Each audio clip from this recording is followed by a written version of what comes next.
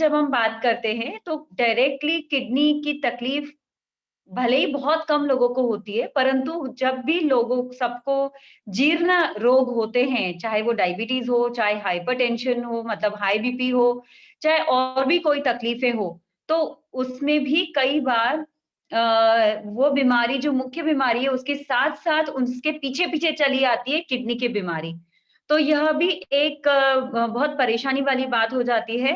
तो हम लोग को हम कैसे होलिस्टिक अप्रोच यानी कि नेचुरल अल्टरनेटिव ट्रीटमेंट ऐसी कौन-सी ले सकते हैं जिससे हम इसकी रोकथाम कर सकें और जो ऑलरेडी जो जीर्ण बीमारी हमें है, उसको भी हम कम कर सकें। तो दवाइयाँ कम होगी तो अपने आप किडनी स्वस्थ रहेगी। तो आज हमारे साथ में हमारा पहला सत्र है आयुर्वेद के साथ में, आयुर्वेद तज्ञ हमारे साथ में आज उपस्थित है। उससे पहले जैसे मैंने कहा कि एक बहुत अच्छी ऑर्गनाइज़ेशन हमारे साथ जुड़ी है इस कैंप में किडनी हेल्थ के और उनकी जो संचालिका है, फाउंडर, डायरेक्टर चैताली जी चैटर्जी, वो हमारे साथ आज हमारी विशेष अतिथि के रूप में आज इस सीरीज़ का उद्घाटन करने हमारे बीच ही मौजूद हैं, उपस्थित हैं। वो हमसे कुछ 2 बात करें, उससे पहले मैं उनका आपको एक इंट्रोडक्शन देना चाहूँगी। इंट्रोडक्शन बहुत लंबा-चौड़ा है, मैं आपको छोटे रूप में समझाऊँगी कि वो करती क्या है और वो कौन है। तो हमारे साथ हैं मिसेस चैताली चैटर्जी जी। नमस्ते। आप MBA, MCA, PGM certified CSR professional हैं और इनका जो प्रभुत्व जो है, इनका इनका कॉर्पोरेट सेल्स, मार्केटिंग, स्ट्रैटेजी और event management, training management, fund raising ऐसी बहुत सारी एक्टिविटीज़ में इनका प्रभुत्व है। मैं कहूँगी कि आज इनको 24 साल के अनुभव के साथ में वो आज एक बहुत बड़ा एक डब्ल्यूईई ऑर्गेनाइजेशन चला रही हैं, जिसकी उपस्थिति अपने आप में कई सारे मेट्रो सिटीज़ में है और इनके कई सारे शाखाएँ हैं डब्ल्यूईई की। वो खुद फाउंडर डायरेक्टर है Shri Om communication and solutions की। और इन्हें कितने ही तरह से जब मैं इनके इंट्रोडक्शन के मैं पढ़ रही थी तब मैं बिल्कुल अ, ह मतलब स्तब्ध थी कि इतना सारा इन्होंने इतनी कम उम्र में अचीव कर लिया है। इन्होंने खुद की कंपनी जो है उसके लिए भी और महिलाओं में जो अपने खुद के एक आत्म बल बढ़ाने के लिए, उनकी आत्मनिर्भरता बढ़ाने के लिए उन्होंने जो कदम उठाया है, इतना सुंदर उसने स्वरूप ले लिया है। डब्ल्यूईई के नाम से अब जब आप सर्च करेंगे गूगल पे, तो आपको पता चलेगा कि ये कितनी बड़ी अभी ऑर्गनाइज़ेशन अपना रूप ले चुकी है। इन्हें बहुत सारे अवार्ड से अभी तक नवाज़ा गया है और बहुत सारे लोगों का ट्रेनिंग इन्होंने अभी तक किया है और सीईओ अवार्ड से लेकर बिज़नेस के लिए जो भी यंत्र, तंत्र, मंत्र जो भी लगते हैं, वो सब कुछ इनके पास उपलब्ध है।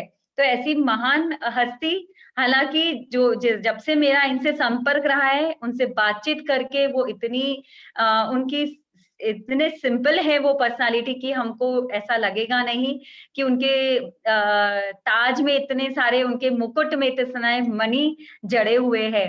तो हाँ, आइए हम स्वागत करते हैं आज की विशेष अतिथि मिसेस चैताली चैटर्जी का।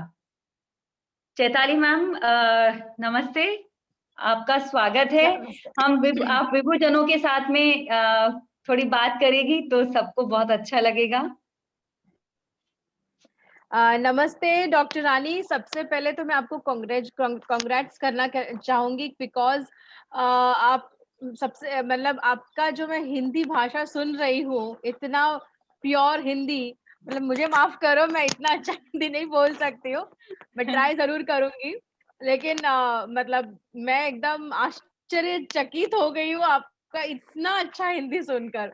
बढ़िया एकदम। धन्यवाद। और कांग्रेचुलेशंस, आप जो ये सीरीज कर रही हो बहुत अच्छी बात है।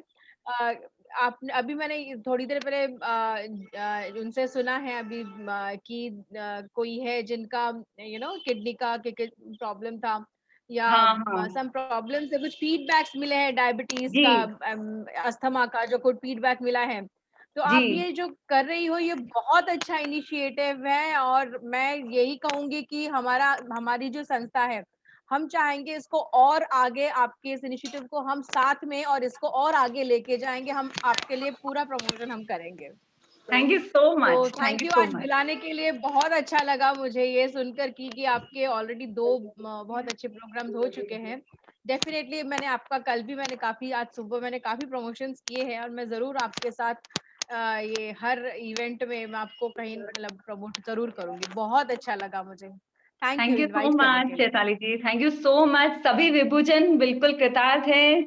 आज मतलब चैताली जी आई है, यही बहुत बड़ा एक संबल मिल जाता है कि जब हम चल पड़े हैं तो इतने मजबूत हाथ अगर हमें थाम ले, तो बिल्कुल जो हमारी यात्रा है इस बिल्कुल हम डट के इसका बहुत सारे लोगों को जोड़ने की कोशिश करेंगे और उनको लाभ पहुंचे, यही हमारा सबसे बड़ा उद्देश्य है। Thank you so much for your inspiration and for your support. Thank you. पूजा जी, आज थैंक यू, हमारे साथ कौन? Thank you so Sonali much. दीदी हैं, डॉक्टर सोनाली दीदी। उनका भी एक इंट्रोडक्शन हम लोग आज ले लेते हैं और अपने सीरीज को शुरू करते हैं। Thank ji you. जी दीदी, आज हमारे साथ हमारी प्यारी सोनाली जी है, जो कि आयुर्वेदाचार्य है, और वो शुरू से ही हमारे सेशंस में हमारे साथ जुड़े हुए हैं। तो उनका मैं शॉर्ट में परिचय करा देती हूँ। डॉक्टर सोनाली श्याम मानधने जी, उन्होंने BA MS MD gold medalist है वे, और उनका मेन आयुर्वेदा है। वे 12 साल से जालना में प्रैक्टिस कर रहे हैं, और वे प्रैक्टिसिंग प्योर वेदा करते हैं और पंचकर्मा ट्रीटमेंट भी कराते हैं। तो ऐसे सोनाली जी है हमारे साथ, जो कि बड़े ही सरलता से हमें समझा देते हैं। हर कैंप में सभी इसमें बहुत अच्छी से उनका एक्सप्लेनेशन रहता है। जय श्री कृष्ण सोनाली दीदी।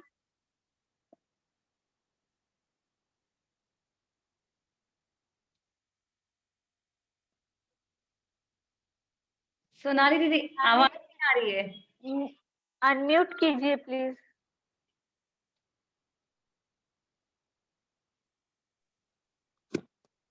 हाँ, हो गया।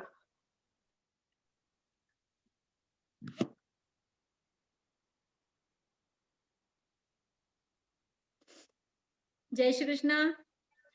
सब विभू मेंबर्स से मेरा सादर प्रणाम। हम पिछली बार मिले नहीं, लेकिन अब इस बार हम जुड़े हैं। तो आज हम देखेंगे कि किडनी डिसीजेस और आयुर्वेदा, इसके बारे में। और मैं थैंक यू कहना चाहूंगी रानी चाची से, वो हमको ये प्लेटफॉर्म अवेलेबल करा के दे रहे हैं, और आपकी और हमारी मुलाकात भी हो रही है, और हमारा ज्ञान बांटने में, शेयर करने में हमको बहुत मजा आता है। और चैताली जी, नमस्ते and thank you for joining this platform. और आप प्रमोट करेंगे तो और भी आगे बढ़ेंगे। तो आज हम चालू करेंगे, लेकिन मैं देखना चाहूंगी कि जो हमारे पिछले सेशंस हुए थे, तो किसी ने और कहीं प्रोसीड किया है क्या?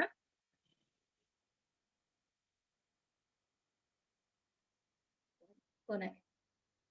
किसी ने और मेडिसिन लेना, कहीं से आयुर्वेदिक दवाई चालू करी है क्या, या नित्य रसायन जो हमने बताया था? किसी ने अनुभव किया होगा तो आप प्लीज मेरे साथ शेयर करिए। कुछ आपको दिक्कत रहेंगी तो आप प्लीज, हम आपके लिए सॉल्यूशंस के लिए हमेशा रेडी रहेंगे। मैं सिर्फ आज हम चालू करेंगे, लेकिन फिर भी दूसरे भी डिसीजेस के बारे में आपको कोई क्वेरी रहेगी तो मेरा मेल आईडी दिया हुआ है। और पिछले कुछ दिनों में मैं कुछ मेल को रिप्लाई नहीं कर पाई, लेकिन अब जरूर करूंगी। तो अब चालू करते हैं, किडनी डिसीजेस की ओर चलते हैं।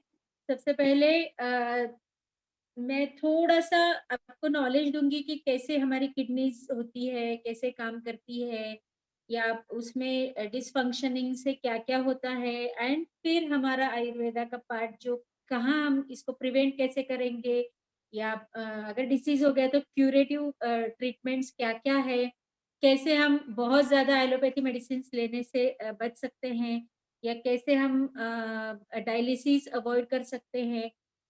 बहुत कॉमन है नहीं अभी, लेकिन अब इसका प्रमाण बहुत ज़्यादा बढ़ गया है किडनी डिसीज़ेज़ का, क्योंकि हमारा ये सब लाइफस्टाइल चेंज हो गया है, उसके कारण कुछ डिसीजेस बहुत ज्यादा बढ़ने लग गई है, एंड वो डिसीजेस के कॉम्प्लिकेशंस के रूप में किडनी डिसीजेस आने लग गए हैं। तो सबसे बेसिकली किडनीज कैसी होती है, कहाँ होती है, उनका काम क्या है, ये पहले समझना बहुत जरूरी है। वो चार्ट में देखेंगे हम ये, क्योंकि हमको मेन हमारा जो पार्ट है हम आयुर्वेदा का ही कंसर्न रखेंगे। तो किडनी आप सबको पता होगा एक बीन शेप यानी राजमा के शेप की होती है, और वो दोनों साइड में, एक राइट साइड में है एक लेफ्ट साइड में है, अपना रिब केज यानी अपनी पसलियां जो है उसके नीचे रखी हुई है। तो वहां से उसमें से दो यूरेटर्स आ रहे हैं, और वो फिर नीचे ब्लैडर यानी एक ट्रायंगुलर शेप का एक बैग है, उसमें वो जुड़ते हैं, वहां अपना यूरिन कलेक्ट होता है, और जब वो भर जाता है तो अपने को जब प्रेशर आता है बाहर टाइप से हमारा यूरिनरी सिस्टम होता है। ये अब इसका काम कैसा होता है, इसके अंदर ना बहुत छोटी छोटी छन्नियां हैं। मतलब मैं सिंपल लैंग्वेज में बता रही हूँ, मेडिकेटेड लैंग्वेज में कहीं पर भी यूज नहीं करूंगी, क्योंकि हमको सबको इसको सिर्फ समझना है कि इसका काम कैसे चलता है। तो उसमें एक लाख एक छन्नियां हैं, मतलब छोटी छोटी छोटी छोटी, आप सब सोच सकते हो उसका साइज अगर 15 से 20 15 से 20 सेंटीमीटर है, तो उसमें कैसी रखी हुई रहेंगी और कितनी छोटी रहेंगी वो छन्नियां। तो वो छन्नियां क्या करती है, जब ब्लड अंदर आता है तो वो ब्लड को फिल्ट्रेट करती है, यानी छानती है। अब वो ब्लड छानना यानी उसमें से पानी या उसमें से कुछ कचरा अलग करना, उसमें से जैसे कुछ टॉक्सिन्स अलग करना जो हमारे बॉडी में जमा हो रहे विषय द्रव्य है, या फिर कुछ फॉरेन बॉडीज रहती है, या कुछ जैसे अपने कुछ सोल्यूट्स है, ये सब चीजें है, पानी है जैसे ब्लड में, तो हमारा पूरा वाटर लेवल जो बॉडी का होता है ना, फ्लूइड लेवल, वो मैनेज करने का काम किडनीज करती है। तो ये जो होता है ब्लड सर्कुलेशन में से छानने छानने का काम किडनी में होता है, और फिर इसमें से जैसे जो अनवांटेड चीजें हैं और पानी ऐसा मिला करके यूरिन बनता है। उसके बाद में वहीं पर जो कुछ बहुत जरूरी चीजें भी रहती है ना बॉडी के लिए, ब्लड में ऐसा तो नहीं पूरा के पूरा ही इम्प्योर रहेगा। तो वो जो जरूरी चीजें हैं जैसे सोडियम हो गया, क्लोरीन हो गया, कैल्शियम होगा, वो रीअब्जॉर्ब होता है।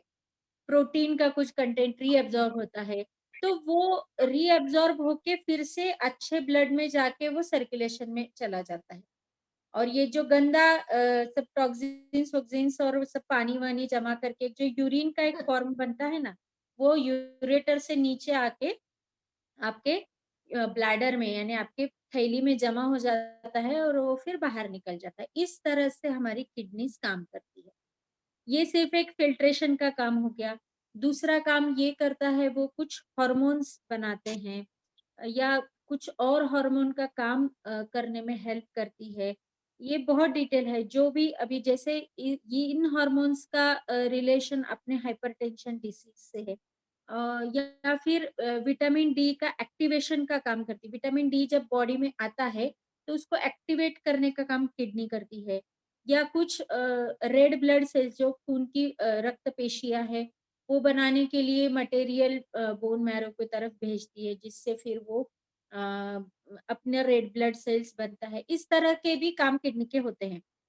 तो अब आप समझ रहे हो, जो इसके काम है उस वो जब काम इनके फंक्शंस जब बिगड़ जाते हैं ना, तो वही डिसीज के फॉर्म में आना शुरू हो जाते हैं। तो जब हम देख रहे हैं अभी जैसे फॉर एग्जाम्पल उसका फिल्ट्रेशन का यानी छानने का अगर काम बिगड़ गया किसी कारणवश, या फिर उसका रीअब्सॉर्प्शन का काम बिगड़ गया, रीअब्सॉर्प्शन का काम अगर बिगड़ गया, जैसे उसने सोडियम रीअब्सॉर्ब नहीं किया तो आपको सोडियम की कमी हो जाएगी, और सोडियम की कमी की वजह से जो डिसीज हो रहे हैं वो हो देंगे। इसी तरह से उसका जो छानने का काम है, यानी उसके जो छोटे छोटी छलनियां हैं उसको ग्लोमेरुलोनेफ्राइटिस करके एक डिसीज बन जाता है, जिसके कारण फिल्ट्रेशन अच्छा नहीं होता है, एंड उसमें फिर डिसीज बनना शुरू हो जाता है। इस तरह से किडनी का फंक्शन और उससे रिलेटेड डिसीजेस हम देख रहे हैं। अब इसके ऐसे देखेंगे तो इसके कॉजेस क्या होते हैं, मतलब अ, इस किडनी के डिसीजेस आने के कॉजेस क्या है, जो अभी मैंने बताया इन सब के स्ट्रक्चर में या फंक्शन में कहीं बिगाड़ आ गया कि उसके डिसीजेस होना शुरू हो जाएंगे। तो कॉजेस में क्या आता है, जैसे ओबिसिटी या हाइपरटेंशन या डायबिटीज या फिर कोई ऑटो इम्यून डिसीज होता है किसी को, या फिर कोई लोग बहुत ज्यादा स्मोकिंग ड्रिंक्स करते हैं, या किसी को रिपीटेड यूरिन ट्रैक इन्फेक्शन होते रहता है किसी कारण से, या फिर कभी अंदर बहुत बार पथरी हो जाती है। ये सब इन सब वजह से फंक्शनिंग बिगड़ जाता है, दूसरे दूसरे डिसीजेस बनना शुरू हो जाते हैं। अब कॉमन डिसीजेस अगर हम देखें तो एक तो कैलकुलस बहुत ही कॉमन है, उसके सिवाय जो दूसरे डिसीजेस है वो इतने इतने ज्यादा कॉमन नहीं रहते। कैलकुलस यानी पथरी बनना, अंदर स्टोन बन जाना बहुत आजकल तो बहुत ज्यादा कॉमन हो गया है। ऑलमोस्ट 10 में से एक तो भी पेशेंट आता है जो कैलकुलस वाला होता है। तो ये सब ये बहुत मे भी इसका कारण हमारे यहाँ का सॉल्टी वाटर बन गया है, वाटर लेवल कम हो गया वगैरह वगैरह रहेगा। उसके बाद में सीकेडी यानी क्रॉनिक किडनी डिसीज, यानी धीरे धीरे इसका फंक्शन, जैसे हम देख रहे हैं ना, इसके छानने का फंक्शन कम हो गया है, फिर धीरे धीरे उसका वाटर एंड ये रिटेन होना शुरू हो जाता है, या बाहर फेंकना कम हो जाता है, ये भी हो सकता है। अक्यूट रीनल फेल्यूअर भी आता है बहुत लोगों में, मतलब एकदम से sudden renal function kidneys failure हो गई है और डेथ हो गई, ऐसा सुनते हैं ना हम, ये भी होता है, ये भी डिसीजेस के कारण आता है। या फिर नेफ्रोटिक सिंड्रोम वगैरह, ये सारे डिसीजेस आते हैं। इसके इसके बाद में इसमें ट्रीटमेंट पॉइंट ऑफ व्यू से वही है कि सिम्टोमेटिक रिलीफ के लिए एलोपैथी ट्रीटमेंट होता है। बहुत बार क्रॉनिक रीनल फेल्योर में डायलिसिस शुरू किया जाता है, यानी जो किडनी का छानने का फंक्शन है वो बाहर से दिया जाता है, तो उसको लिए रिपीटेड सिटिंग्स होती हैं। और फिर उसके साथ में बहुत सारा खर्चा भी होता है, लेकिन डायलिसिस काफी हद तक आयुर्वेदिक ट्रीटमेंट से अवॉइड किया जा सकता है, 100% किया जा सकता है, अनलेस कोई दूसरा कॉम्प्लिकेटेड चीज ना हो। ये सब आपके रिपोर्ट्स और आपकी फंक्शनिंग और आपके सिम्टम्स और आपकी बॉडी स्ट्रक्चर, ये सब इन सब चीजों पर डिपेंड करता है। आयुर्वेदा के हिसाब से हम देखना शुरू करते हैं, तो आयुर्वेदा में क्या है कि किडनी वही जो जैसा यूरिनरी सिस्टम एलोपैथी में बताया ना, वैसा ही आयुर्वेदिक में भी बताया है। तो वही है कि इसमें भी किडनीज है, उसको वृक्क बोलते हैं संस्कृत में। और वो जो है ना, जब हम हमारा जन्म होने वाला रहता है ना, तो तब जो मदर के इसमें रक्त और मेद यानी फैट, ब्लड एंड फैट, इसके पार्ट से ये बने हुए हैं अपने किडनीज। तो अगर ब्लड एंड फैट के कोई डिसीजेस रहते हैं तो वो 100% डायरेक्टली किडनी पे काम करते हैं। तो इसलिए, या फिर जब भी किडनी पे डिसीज आता है, किडनी का डिसीज आता है, तो ब्लड एंड फैट्स जो अपने बॉडी में होते हैं उसका फंक्शन बिल्कुल बिगड़ जाता है। तो ये डायरेक्ट रिलेशन है इसके साथ में, इस ये है। जैसे किडनी डिसीजेस में अनीमिया होता है, क्योंकि वो रक्त में अभी हमने देखा वो आरबीसीज बनाने के लिए, ब्लड सेल्स बनाने के लिए वो भेजता है। वैसे ही इसमें बताया है कि अगर किडनी डिसीज हो जाता है तो आपको एनीमिया होता ही होता है।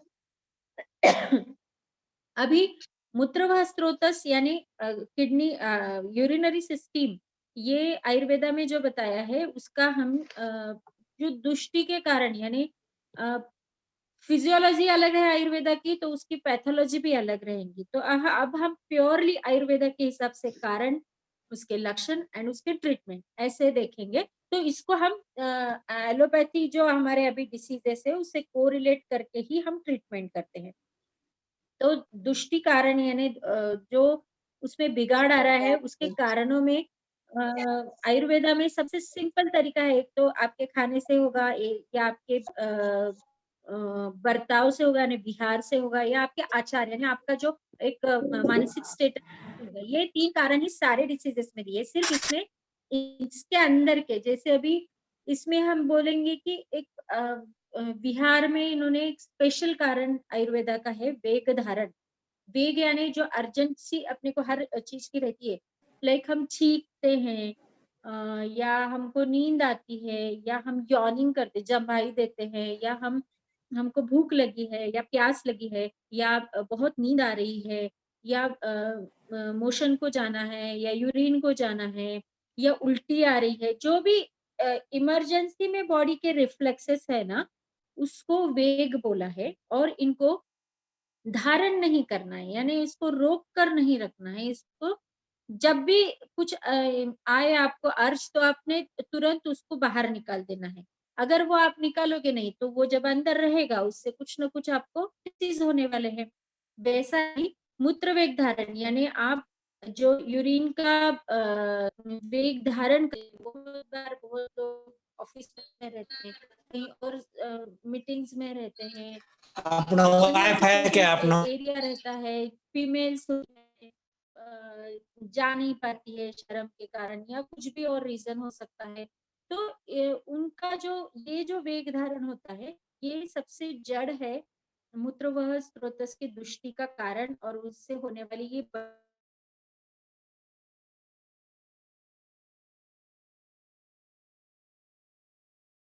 सोनाली दीदी, आपका माइक म्यूट हो गया है। हाँ एक्चुअली माइक बंद हो गया। सोनाली जी, आपका माइक म्यूट हो गया है।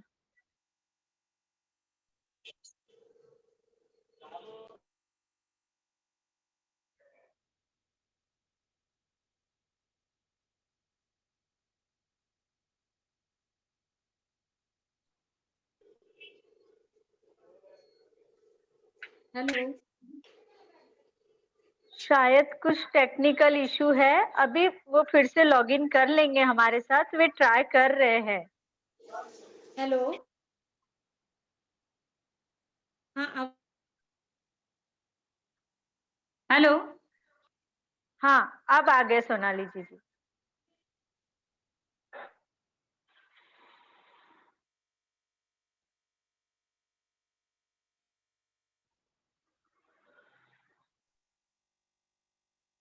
तो हम देख सोनाली रहे, जी, हाँ हाँ आवाज आ रही बोलिए। है? हाँ, हाँ हाँ आ रही। सॉरी, थोड़ा सा नेट का इशू है। तो हम देख रहे थे वेग धारण, उसमें हमने देखा कि ये 14 टाइप के वेग उन्होंने बताए हैं, उसमें से मूत्र वेग धारण किया, यानी यूरिन का वेग धारण किया।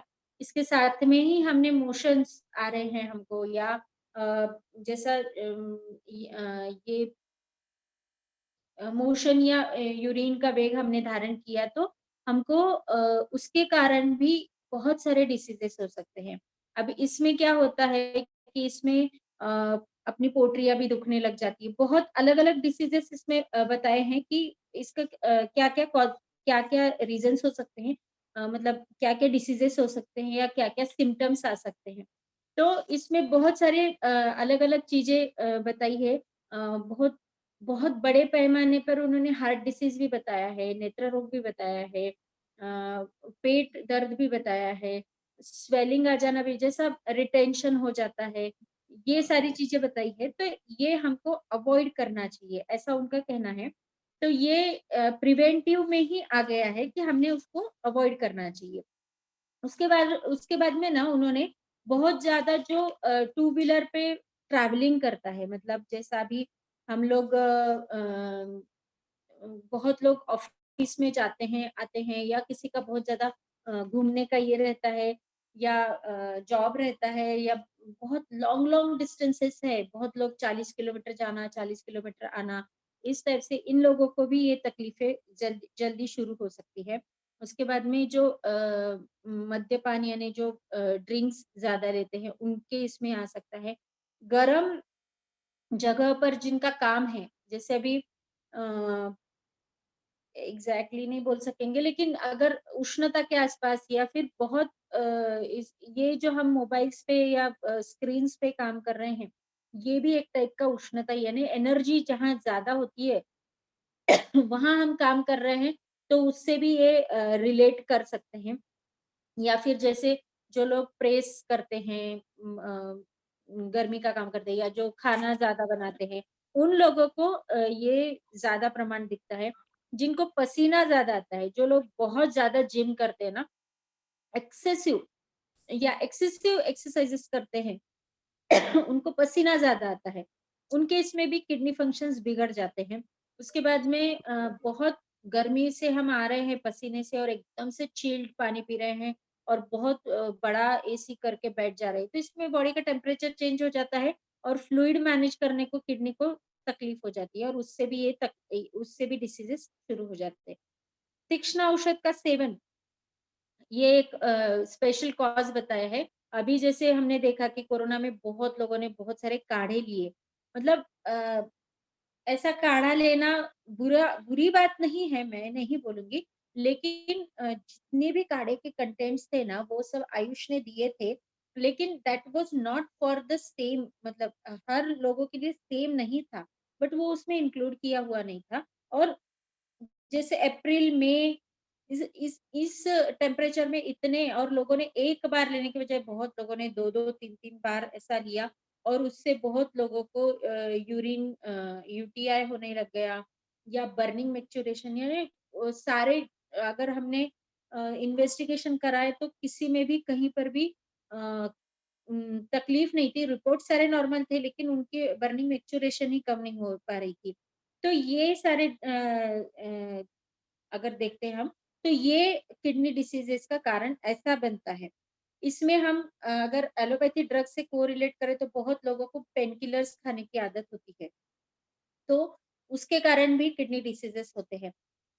बहुत लोगों की ये एक मिथ है, मैं आपको बताना चाहूंगी, बहुत लोग बोलते हैं कि आयुर्वेदिक मेडिसिन लेने से किडनी डिसीज होते हैं।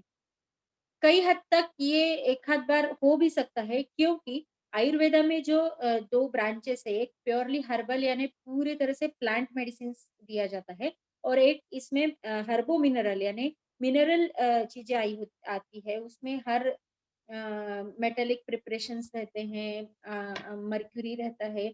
लेकिन आयुर्वेदा ने जब भी ये बताया है ना, तो इसमें शुद्धिकरण, हर चीज का शुद्धिकरण अलग अलग चीजों से उन्होंने बताया है।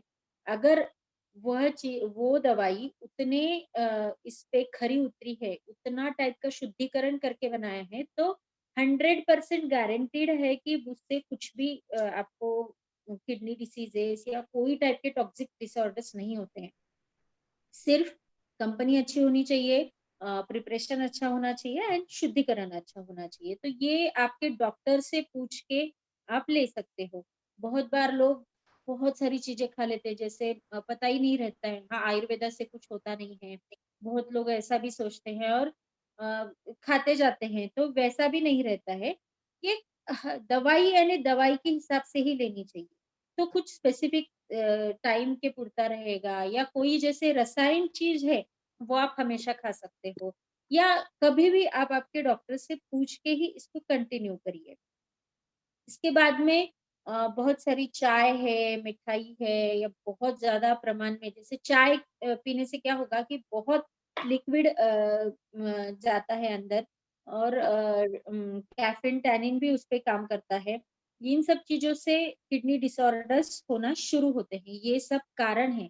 इसमें एक और कारण है आघात, यानी कुछ मार लग जाना, इधर बाहर से या इंटरनली, या कुछ और डिसीज के कारण, उसमें इन्फेक्शन के कारण बोलो या फिर कैंसर के कारण बोलो, उसमें कुछ और डिसीज का फैलाव हो गया किडनी में, तो वो वर्किंग करना बंद कर देती है। तो ये सारे रीजंस है किडनी डिसऑर्डर्स के। ये सेम रीजंस आयुर्वेदा में इतने सारे रीजंस बताए हैं, और भी बहुत सारे रीजंस है, लेकिन जो common common disease common common reasons है वो मैं आपको बता रही हूँ। और यही रीजंस हमको एलोपैथी में भी देखने को मिलते हैं, तो हम ये तो मान के चलेंगे कि रीजन सेम है, यानी डिसीज भी सेम रहेंगे आगे के, और उसके ट्रीटमेंट भी इसमें effective as good as allopathy रहेगी।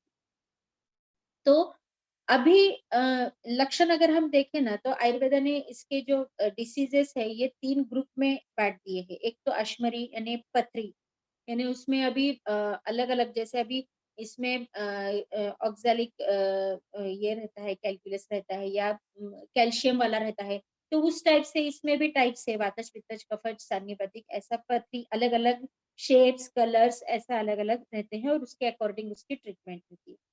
दूसरा है, उन्होंने मूत्रकृच्छ्र करके डिसीज बताया है, यानी जब भी हम यूरिन पास करते हैं तो कुछ ना कुछ पेन्स होते हैं, या कहीं ना कहीं दर्द होता है, या कहीं ना कहीं जलन होती है या बार बार थोड़ा थोड़ा यूरिन पास होता है, इस टाइप के जितने भी कंडीशंस है, जितने भी डिसीजेस है, वो उसके अंदर दिए हैं। एक तीसरा दिया है मूत्राघात करके, उसमें हर एनाटॉमिकल जितने चेंजेस है, जैसे अटोनिक ब्लैडर यानी ब्लैडर में टोन नहीं रहने से ड्रिबलिंग होते रहता है, या प्रोस्टेट का एनलार्जमेंट होने से बार बार आपको यूरिन के लिए जाना पड़ता है, या यूरिन बनना ही कम हो जाता है, जैसे नेफ्रोटिक सिंड्रोम में भी रहता है। तो ये सब चीजें इसके अंडर आती है। इसमें फिर अन्यूरिया या फिर सिस्टाइटिस, ये सारे जितने भी बाकी ऑर्गन के डिसीजेस हैं, वो हम उत्तराघात के अंदर, यानी जो आयुर्वेदा में डिसीजेस बताए हैं और अभी के जो हमारे डिसीजेस है, जैसे सीआरएफ वगैरह हो गया, क्रॉनिक रीनल फेल्यूर, ये जो डिसीज है, ये भी इसी के कोई ना कोई कंडीशन में हमको उसको कोरिलेट करके हम उसको ऐसा ट्रीट कर सकते हैं। लेकिन बहुत बार एलोपैथी का डायग्नोसिस एंड देन आयुर्वेदा की मेडिसिन ऐसा यूजुअली नहीं करना चाहिए। डायग्नोसिस भी आयुर्वेदिक हो तो ट्रीटमेंट भी आयुर्वेदिक बहुत 100% उसका फल देने वाली होती है। तो जब भी हम आयुर्वेदा की तरफ जाए, डॉक्टर देखता है सारे रिपोर्ट्स। आजकल हमारी जो स्टडीज होती है वो कंबाइंड स्टडीज होती है, इसलिए हम कोरिलेट करके उसको उसमें बिठा के हम उसके अकॉर्डिंग ट्रीटमेंट देते हैं। लेकिन बहुत सारे डॉक्टर्स है जो सिर्फ नाड़ी परीक्षा से दवाई देते हैं, तो आपको लगता है कि इसने तो कुछ रिपोर्ट्स ही नहीं देखे, या इसने तो कुछ पूछा ही नहीं और इसने दवाई दे दी है। तो इस टाइप से भी होता है। तो थोड़ा-सा विश्वास रख के अगर आपने अच्छे डॉक्टर से कंसल्ट करके लिया, तो आपको फ़ायदा ज़रूर होता है। अब सीआरएफ में जो डायलिसिस बहुत ही आजकल कॉमनली शुरू करवा देते हैं, then if whenever you are starting this, जब भी आप चालू कर रहे हो, तो उसको एंड तक आपको कंटिन्यू ही करना पड़ता है। मतलब बाद में आपकी किडनीज उसमें काम करना बंद कर देती है। तो ये हम पहले से ही स्टार्टिंग से ही हम अवॉइड कर सकते हैं क्या? कंसल्ट करें आपके डॉक्टर से और उसके बाद में उसमें ट्रीटमेंट लेकर हम देख सकते हैं। तो इस तरह से ये लक्षण तक अगर हम आ गए, अब हम ट्रीटमेंट की तरफ चलेंगे। वैसे ही जैसे हमने पहले ही देखा है, स्वास्थ्यस्य स्वास्थ्य रक्षणम आतुरस्य विकार प्रशमनम, यानी स्वस्थ व्यक्ति के स्वास्थ्य की रक्षा करना है और व्याधि वाले व्यक्ति की व्याधि दूर करना है और उससे फिर से उसके स्वास्थ्य का रक्षण करना है। इसके लिए हर टाइम प्रिवेंटिव एंड क्यूरेटिव ऐसा ट्रीटमेंट प्लान इसमें रहता है। अब प्रिवेंटिव यानी क्या? इसमें हम प्रिवेंट करने के लिए, जैसे अभी हमने बताया कि वेग धारण नहीं करते, तो हमको वो अवॉइड करना चाहिए। तो हम नेचुरली सारे डिसीजेस से बचने वाले हैं। उसके बाद में कुछ फूड हैबिट्स हमको बना लेनी चाहिए। जैसे अभी अगर हमारे इससे वेग धारण हो रहा है, हम अवॉइड ही नहीं कर पा रहे हैं, तो उन्होंने कहा कि अवपीडक स्नेह ले सकते हैं। अवपीडक स्नेह यानी क्या? कि खाना खाने के पहले आधे से 1 चम्मच अच्छा घी खाओ और खाना खाने के 1 डेढ़ घंटे के बाद में फिर से एक आधा या 1 चम्मच घी खाओ। ये इससे ना आपका जो वेग धारण से जो व्याधियाँ हुई है या आपके जो रूटीन में भी जो किडनी डिसीजेस हो रहे हैं, बहुत लोगों को जैसे सीआरएफ में भी ये बहुत कमाल का काम करता है। इवन आपके कैलकुलस में जिसको बहुत बहुत लोगों को रिपीटेड कैलकुलस होता है, ऑपरेट करने के बावजूद बार-बार उसी जगह पे कैलकुलस, उसी जगह से या दूसरी जगह ऐसे कैलकुलस होना शुरू होता है, तो वो हमने सिर्फ अवपीडक स्नेह से रुकाया है। एक 66 इयर्स ओल्ड लेडी थी, उनकी कम से कम 7 ऑपरेशंस हुए थे। धुलिया में रहती थी, तो उनको हमने सिर्फ अवपीडक स्नेह और कुछ बेसिक मेडिसिन से ये देना, मतलब उनका कैलकुलस फॉर्म होना कंप्लीटली बंद करवा दिया। उसके बाद में उनको कभी भी, आज 7 साल हो गए, आज तक उनको कभी भी कोई भी तकलीफ नहीं। तो हम ये चीज़ें जो है, खाने-पीने में अगर हमने कुछ बदल करके अगर हमारे इसमें ये हो रहा है, तो हम ये ईज़िली कर सकते हैं। उसके बाद में किडनी डिसीज़ेज़ में एक स्पेशल फूड उन्होंने बताया, कुಳಿत या कुल्थी, आपको सबको पता होगा। हॉर्स ग्राम बोलते हैं उसको, हमारे मराठी में हुलगा बोलते हैं। तो उसके बहुत सारे रेसिपीज़ भी है, बहुत लोग उसका वो पिठला वगैरह बना के खाते हैं या पराठा या ऐसा अलग-अलग रेसिपीज बना के खाते हैं, वो जो है उसका सूप या उसका किसी भी फॉर्म में आपने यूज़ किया ना, तो उससे किडनी डिसीजेज़ अवॉइड भी होते हैं और कम भी होते हैं। इवन कैलकुलस में हर हर किडनी डिसीज़ में आप उसका यूज़ कर सकते हैं। तो ये आप यूज़ करिए। उसके बाद में ना एक सहजन जो है ना शेवगा फली आती है जो लॉन्ग ये रहता है। वो फली के अंदर का गर या फिर उसकी जड़ अगर आपको मिलती है तो जड़ का गर उसका पेस्ट बना के उसको घी और तेल में सेक के उसका एक यूश यानी सूप जैसा बनता है। तो वो भी एक कमाल की मेडिसिन बोलकर भी काम कर सकती है एंड फूड बोलकर भी काम कर सकती है। उससे भी कैलकुलस भी चला जाता है और उससे किडनी बहुत ज़्यादा प्रोटेक्ट होता है। यूरिनरी जो सिस्टम बहुत लोगों को रिपीटेड यूरिनरी ट्रैक्ट इन्फेक्शन होता है, फीमेल्स में ज़्यादा होता है और उसका कोई स्पेसिफिक रीज़न भी नहीं रहता है। बहुत बार असिम्प्टोमेटिक भी रहता है, किसी और कारण की वजह से आप अगर देख रहे हो और उसमें अगर ये पस सेल्स वगैरह आ रहे हैं यूरिन टेस्ट में, तो उसमें भी इसका बहुत अच्छा बेनिफिट होता है। हमने दिया हुआ है पेशेंट को और एक सूप बोलकर भी हम जनरलाइज़ भी हम इसको ले सकते हैं, सभी को दे सकते हैं। तो ऐसे भी फूड बोल के भी हम उसको ले सकते हैं, दवाई बोल के भी हम उसको ले सकते हैं।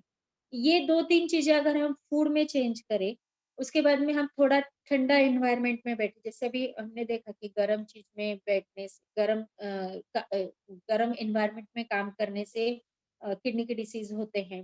तो हम उसको अवॉइड करके ठंडे एनवायरनमेंट में थोड़ा ठंडा पानी, अब उसमें संतरे का जूस हो गया, फिर उसके साथ में गन्ने का रस हो गया, ये पथ्य आहार में है, हम वो ले सकते हैं। या फिर टू व्हीलर्स पे जा रहे हैं अगर आप तो आने के बाद में पेट पे, पैरों पे मसाज करिए ऑयल से। अगर आप अवॉइड ही नहीं कर पा रहे हैं आपका ट्रैवलिंग करना तो रोज़ रात में तिल्ली के तेल से पेट पे और पैरों पे मसाज करिए जिससे वहाँ का वात बढ़ेगा नहीं और उससे किडनी डिसीज़ होगा नहीं। और और भी जो भी अपने रीज़न्स थे जैसे तीक्ष्ण औषधि सेवन यानी आपने बहुत ज़्यादा गर्म चीज़ें दवाइयाँ बोल के खाई है। जैसे एनएसआईडीज़ मतलब पेन किलर्स हम अगर खा चुके हैं, खा रहे हैं, हमेशा खाते हैं, तो उसको भी अवॉइड करने का कोशिश करिए। कुछ और पेन मैनेजमेंट क्लिनिक्स आजकल आने लग गए हैं, तो इन नॉन इन्वेसिव जो भी रहेंगी प्रोसीजर्स, उससे आप पेन मैनेज करना सीखिए, स्ट्रेस मैनेज करना सीखिए। इससे हम किडनी डिसीज़ ही नहीं, बाकी सारे डिसीज़ेज़ भी अवॉइड कर सकते हैं। उसके बाद में कुछ आचार यानी जो मानसिक लेवल अपना अच्छा करने के लिए जैसे स्ट्रेस मैनेजमेंट जैसे अभी योगा और प्राणायाम चल रहा है सुबह के सेशन में, वो रेगुलर करिए। सूक्ष्म प्राणायाम जो रहते हैं उससे बहुत फ़ायदा होता है, आपके शरीर का ऑक्सीजन लेवल बदलता है और उससे हर हर सेल्युलर लेवल तक का फंक्शन चेंज होता है। तो किडनी का भी फंक्शन चेंज होने में उसमें 100% हेल्प होती है। तो ये हो गया हमारा प्रिवेंटिव मेडिसिन। इसमें एक और जैसे अभी हम पंचकर्म देखेंगे अभी, उसमें प्रिवेंटिव पंचकर्म भी है और क्यूरेटिव पंचकर्म भी है। तो वो भी हमको इसमें बहुत ज़्यादा यूज़फुल होता है। तो अभी क्यूरेटिव चीज़ों में भी एक मेडिसिन आता है और दूसरा आता है पंचकर्म का पार्ट। पंचकर्म में बेसिक जो होता है स्नेहन स्वेदन यानी मसाज एंड स्टीम, इसमें अलग-अलग ऑयल्स का मसाज किया जाता है। बहुत बार सिर्फ पेट का ही मसाज करके उसको स्टीम दिया जाता है। जो किडनी का साइट है या जो अपने ब्लैडर का साइट है उस पे ही दे के या लेप कुछ किए जाते हैं। परिषेक होता है एक, यानी तेल की धारा उस पे छोड़ी जाती है। कुछ समय तक सेम टेम्परेचर का तेल रखा जाता है एंड उसकी धारा उस पे पेट पे एंड पूरे यूरिनरी ट्रैक्ट पे हम छोड़ते हैं कुछ समय तक। उससे भी बहुत अच्छा ट्रिमेंडस लाभ होता है। बहुत बार तो कुछ ब्लॉक हो जाता है कैलकुलस के कारण, वो भी उसमें से निकल जाता है फूट के। ये भी हमने देखा है। इसके बाद में कुछ बस्ती थेरेपी रहती है। बस्ती थेरेपी यानी एनिमा थेरेपी जिसमें काढ़े का, तेल का, दूध का या फिर घी का ऐसे अलग-अलग बस्ती या एनिमास रहते हैं। बहुत बार तो एक काढ़े की बस्ती से भी कैलकुलस फूट जाते हैं या किडनी के फंक्शन सुधर जाते हैं। अभी हमने पिछली बार के सेशन में देखा था, आपको याद है कि नहीं मुझे मालूम नहीं, अपान वायु का क्षेत्र होता है किडनी, यूरिन का जो अपान वायु का जो क्षेत्र है, लोअर एब्डोमेन, नीचे का जो अपना पेट है, वहाँ अपान वायु का क्षेत्र होता है। फीमेल्स में उसमें मेंस्ट्रुअल काम उससे होता है, और मलवाही स्रोत से यानी अपने मोशंस और यूरिन का जो डेफिकेशन है वो उसके ऊपर ही डिपेंड करता है अपान वायु पे। अगर अपान वायु बिगड़ गया, यानी आपको मोशन नहीं हो रहा है प्रॉपर 5-6 दिनों से, तो उसमें आपका यूरिन का फ्लो भी बिगड़ जाता है। ऐसे लगता है बार बार यूरिन जाना पड़ रहा है। मेल्स में प्रोस्टेट का फंक्शनिंग भी उसी एरिया में है। तो जब भी अपान वायु का काम बिगड़ जाता है तो उससे भी ये होता है। तो इसमें अपान वायु का काम सुधारने का काम होता है बस्ती से, एनिमा थेरेपी से। एनिमा थेरेपीज नेचुरोपैथी की अलग होती है, आयुर्वेदा की अलग होती है। नेचुरोपैथी का एनिमा आप घर पे ले सकते हो, आयुर्वेदा का एनिमा आप घर पे नहीं ले सकते हो, और उसका प्रॉपर ट्रीटमेंट लेना जरूरी होता है। 8 बस्ती, 16 बस्ती, 64 बस्ती, ऐसा अलग अलग कोर्स होता है उसका। एंड इसके साथ आपकी बॉडी डिटॉक्सिफाई हो जाती है।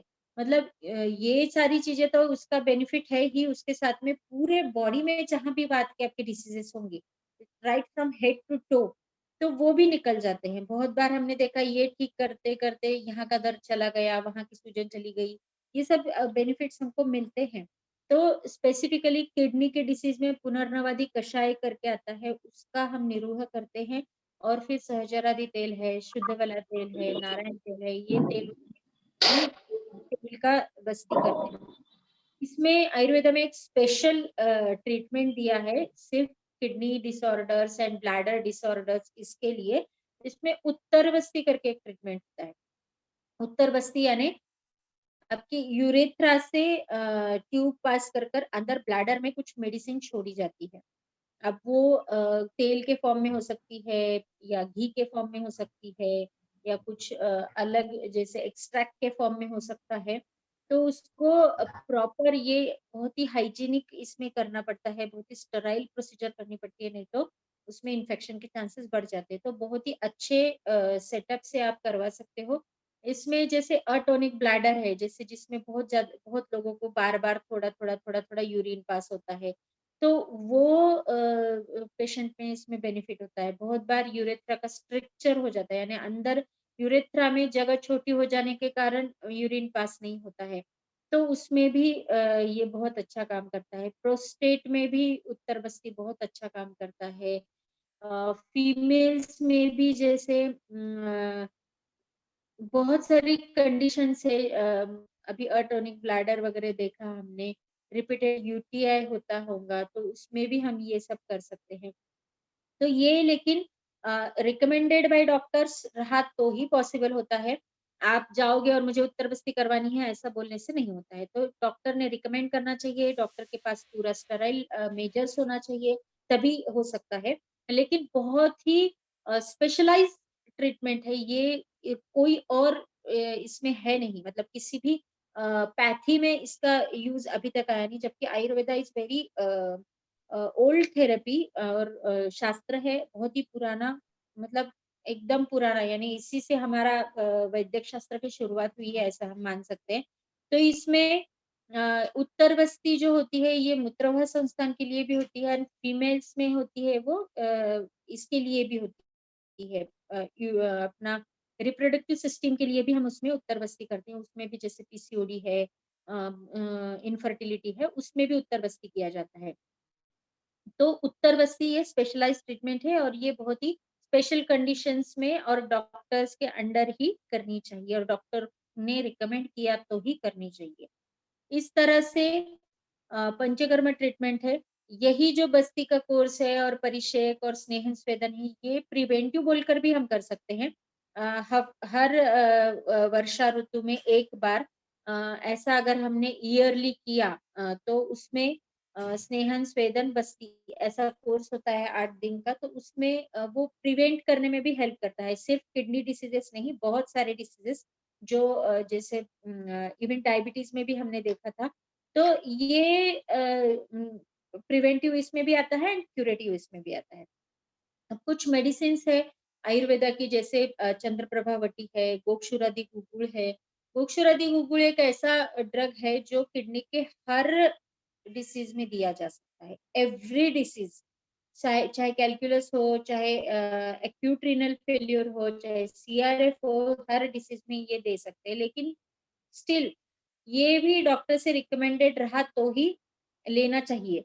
उसके बाद में कुछ ऐसी मतलब हर्बल मेडिसिन है, जैसे शतावरी हो गया, या कुछ जैसे वरुण बोल के एक मेडिसिन आता है, या कमल के जितने भी टाइप्स है, वो गोक्षुर है, पुनर्नवा है, ये सारी चीजें पाउडर फॉर्म में हम ले सकते हैं। जो हमारा नित्य रसायन था गोक्षुर, गुड़वेल, अमल, ये एकदम सबसे बेस्ट प्रिवेंटिव मेडिसिन बोल के भी एंड क्यूरेटिव मेडिसिन बोल के भी, एंड लाइफ टाइम तक आप ले सकते हो, कोई भी इससे नुकसान नहीं है। उल्टा मैं बोलूंगी आपके बाल अच्छे ग्रो होना शुरू हो जाएंगे, उससे आपके बोन्स अच्छे स्ट्रॉन्ग बनना शुरू हो जाएंगे अगर आप नित्य लेते हो तो ये कुछ ऐसी मेडिसिन है। मेडिसिन हम ऐसा डिटेल्स आपको दे नहीं सकते, क्योंकि मैंने बताया था कि प्रकृति, डिसीज, ऑल स्टेटस जब तक हम देखेंगे नहीं तब तक हम इसको रिकमेंड नहीं कर सकते हैं। इसलिए क्योंकि हर डिसीज, हर मेडिसिन हर एक जन को अच्छे से उसमें काम नहीं करेगी। तो इसलिए अगर कोई बोलता है आपको कि ये दवाई ले लो, मैंने ये लिया है और आपको ये फर्क पड़ जाएगा, तो ऐसा नहीं करना है। जब भी आपको किडनी डिसीज या कोई भी डिसीज हो, मोस्टली, लेकिन किडनी डिसीज में तो आपने बहुत ज्यादा प्रिकॉशन से सिर्फ और सिर्फ डॉक्टर के रिकमेंडेशन से मेडिसिन लीजिए। लेकिन हाँ, 100% इसमें प्राइमरी कंडीशंस में 100% हम डायलिसिस अवॉइड कर सकते हैं। 100% हम बहुत ज्यादा जो मेडिसिन खाना पड़ रही है हमको, वो अवॉइड कर सकते हैं।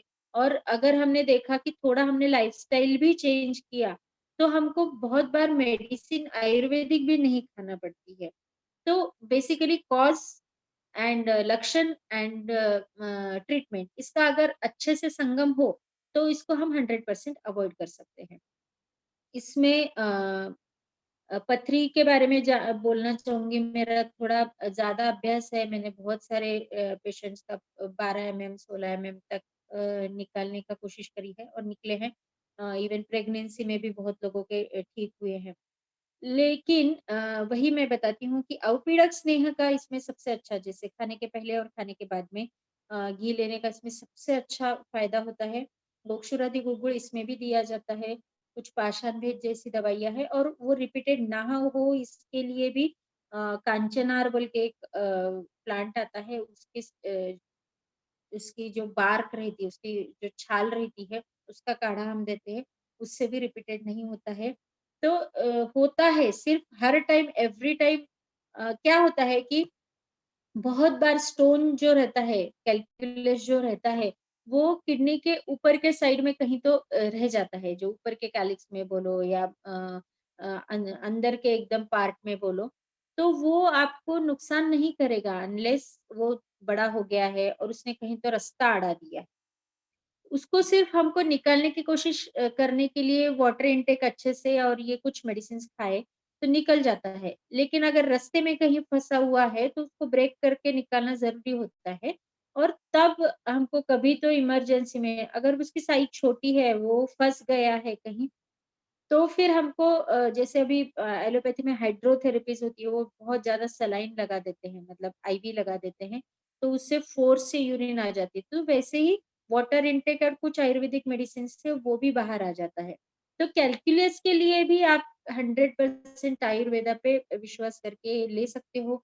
CRF में भी ले सकते हो। ऑल किडनी कंडीशंस में आप ले सकते हो। बेसिकली कॉज क्या है और लक्षण क्या है और ट्रीटमेंट, ये जैसे संगम अच्छे से जुड़ गया ना, तो आपको 101% इसका बेनिफिट होता है।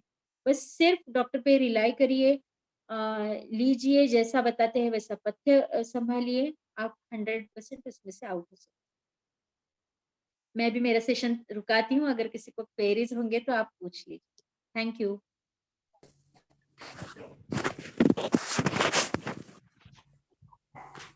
नमस्कार. नमस्कार. माझी असं आहे, जन्मताच आवाज आणि कट- हॅलो, हाँ जन्मताच एक किडनी आणि मला एक सांगितलंय ऑपरेशन केल्याशिवाय तुम्हाला एक नाही तुम्ही प्रेग्नेन्सी ठेवू शकत नाही म्हणून. जन्मता एक किडनी. एक किडनी नहीं है। हा, हाँ हाँ तर ते मला पिशवीचं ऑपरेशन सांगितलंय त्यांनी करायला, तरच बाळ राहील असं सांगितलंय. मग तिथे काही ऍडेजन्स वगैरे असतील किंवा दुसरं काही रिझन असेल, रिपोर्ट्स बघितल्याशिवाय किंवा लक्षण बघितल्याशिवाय आपण असं बघू शकत नाही, सांगू शकत नाही. पिशवीचं कसलं ऑपरेशन सांगितलंय?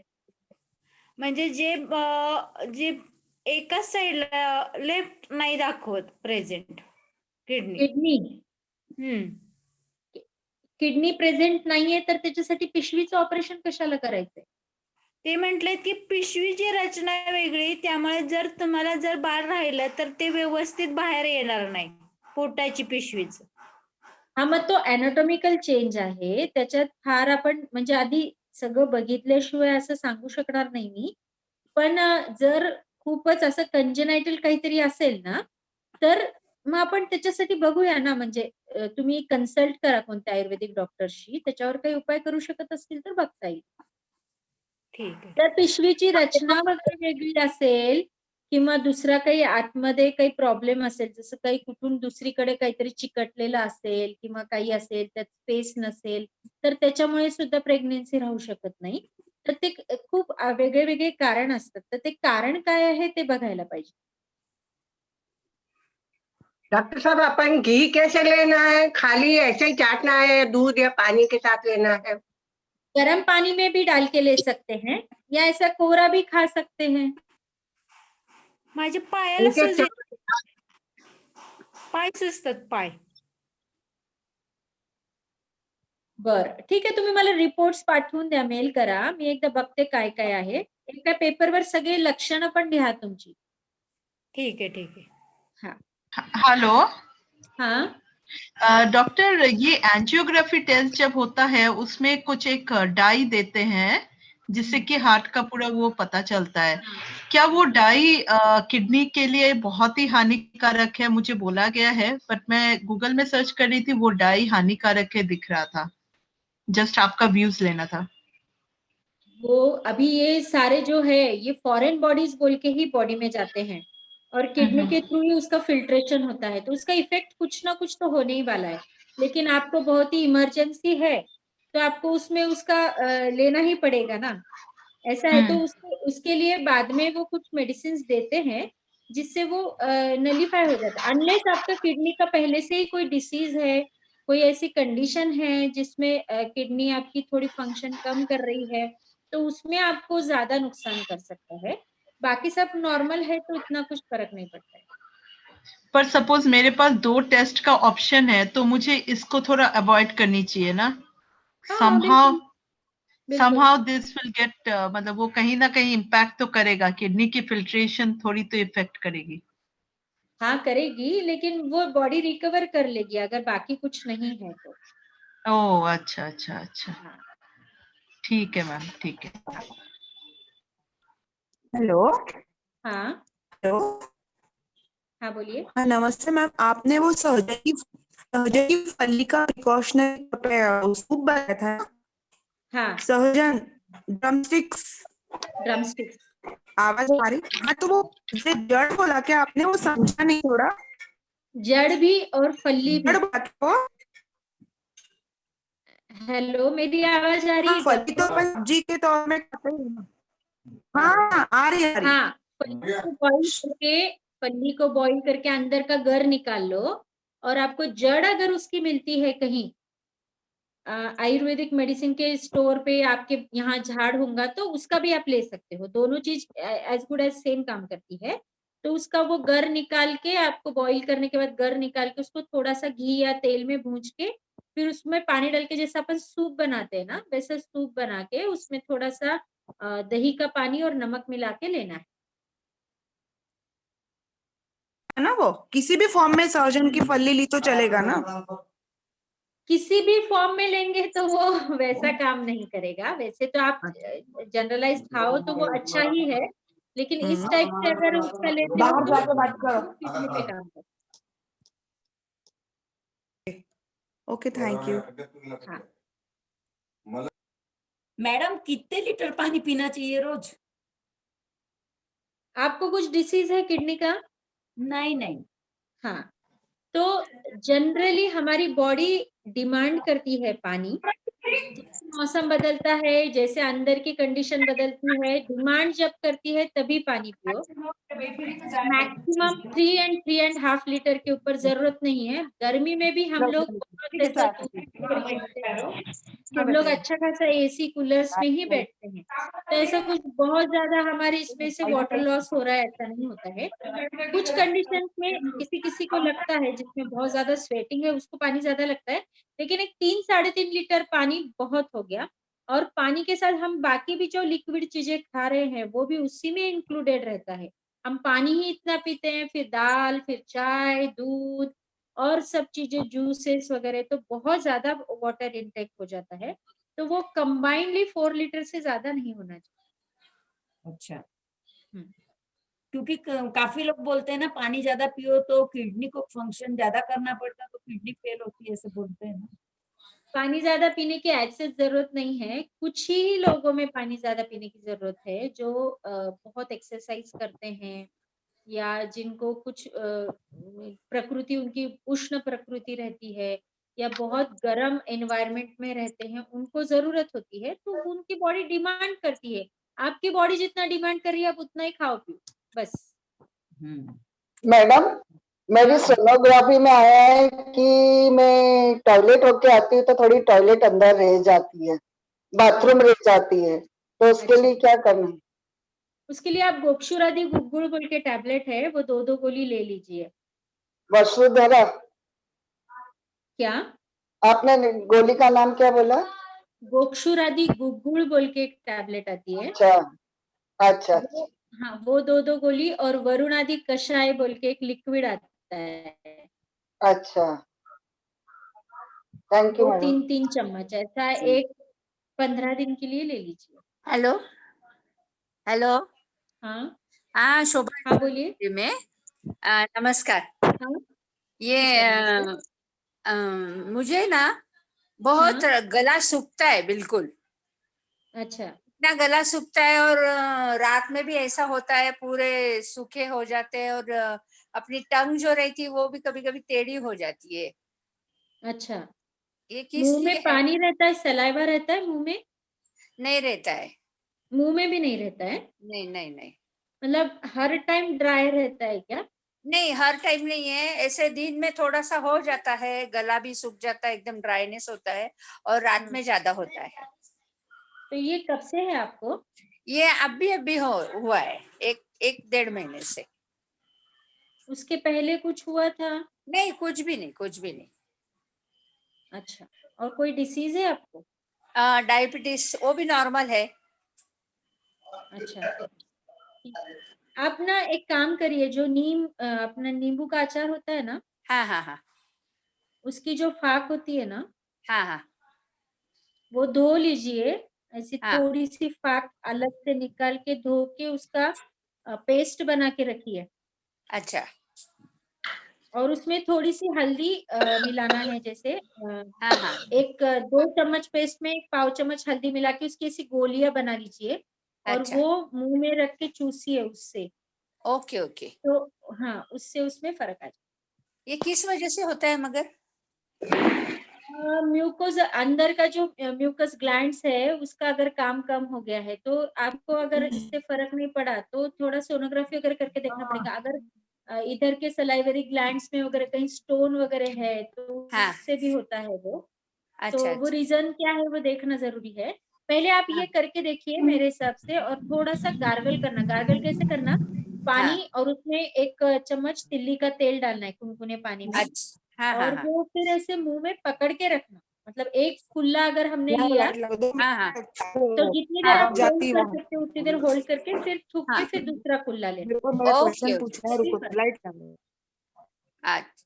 ये एक चीज गुनगुना पानी चाहिए ना उसका? गुनगुना पानी। ओके। एक चीज पूछना था कि सुबह में जैसे नींद से उठते हैं ना। मैडम आप सुन रहे हो?